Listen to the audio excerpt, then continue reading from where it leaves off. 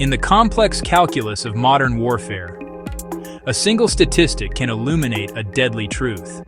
A well-placed air defense system can react to a threat in as little as 5 seconds. For the pilot of a state-of-the-art fighter jet, flying low and fast, 5 seconds is an eternity and no time at all. This is the heart of the confrontation between Russia's TOR-M1 and France's Dassault Rafale. On paper, the jet appears to hold every advantage, but in the brutal reality of a contested battlefield, the TOR-M1 can carve a lethal no-fly zone where it matters most. This is not just a technical debate. It is life and death in the cockpit, and a strategic challenge for the commanders who send them into harm's way. The core question: who dominates a specific, critical window of time and space? The TOR-M1, known to NATO as the SA-15 Gauntlet, is a master of point defense, built to protect specific high-value assets on the move.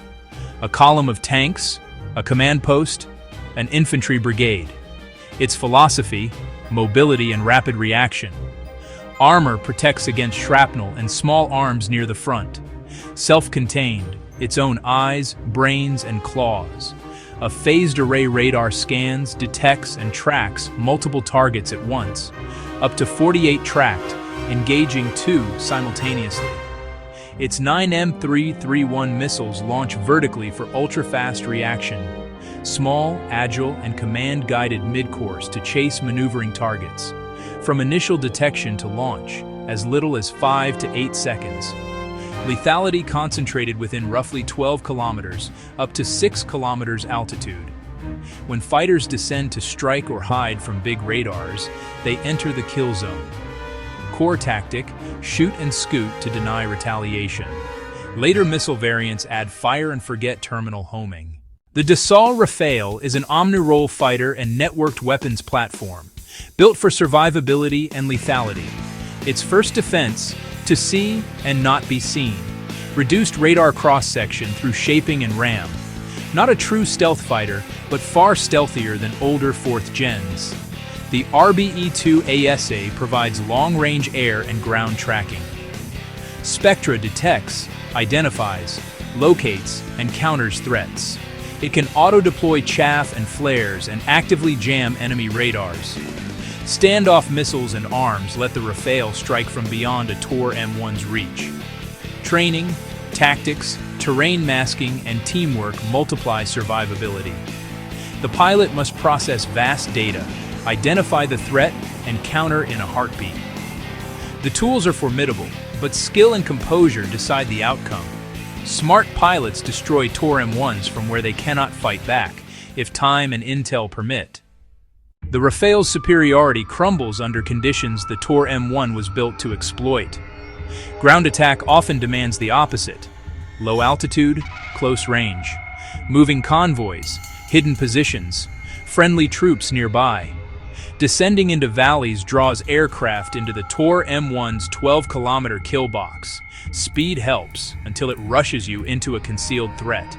Detect, classify, react, while TOR-M1 reacts in seconds.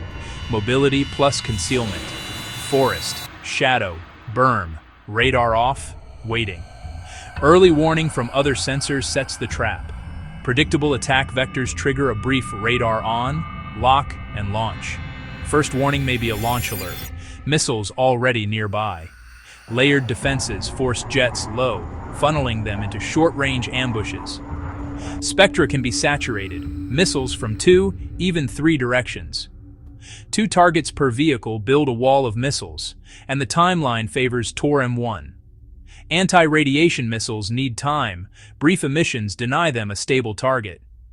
Imagine a conflict zone in the near future. A mechanized infantry brigade advances along a forested route.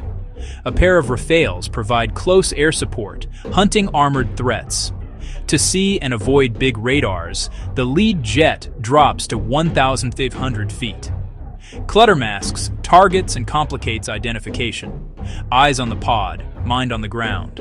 A TOR-M1 sits concealed just off the road, radar silent. A cue arrives, the jet's audio signature grows. The commander gives the order, radar springs to life. Spectra tags an SA-15 lock. The pilot banks and dispenses chaff. But missiles are already inbound. 2 shots from slightly different angles. The first is seduced by chaff and screams past. The second adjusts, its seeker locked to the jet's body. A brutal impact tears the wing free. The aircraft spins out of control. Less than 10 seconds from radar on to impact. The wingman aborts, climbs for safety. The launcher shuts down and vanishes before retaliation can arrive.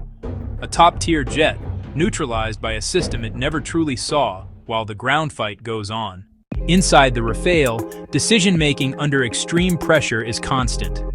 Flight controls, engines, comms, sensors at hundreds of miles per hour.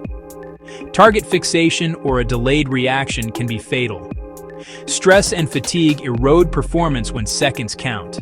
The TOR-M1 exploits human limits with patience and discipline.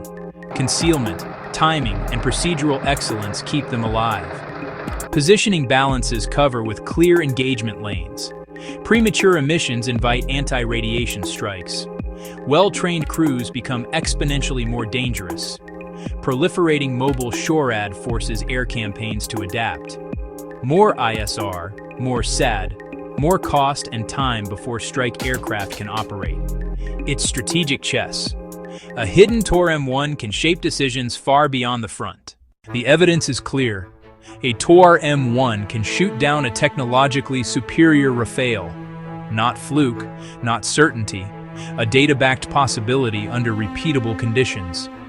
At low altitude, inside the TOR-M1 envelope, advantages can be negated. Mobility, concealment, and speed of action turn prey into predator. In open skies, the Rafale dominates, but battlefields are cluttered and ambushes are sudden. Standoff strikes, arms, and jamming all demand time and visibility. TOR-M1 denies both, engaging on its own terms. Pilots must respect the ground threat with discipline and vigilance. Planners face higher risk, more standoff, more EW support. There is no ultimate weapon, only moves and counter-moves.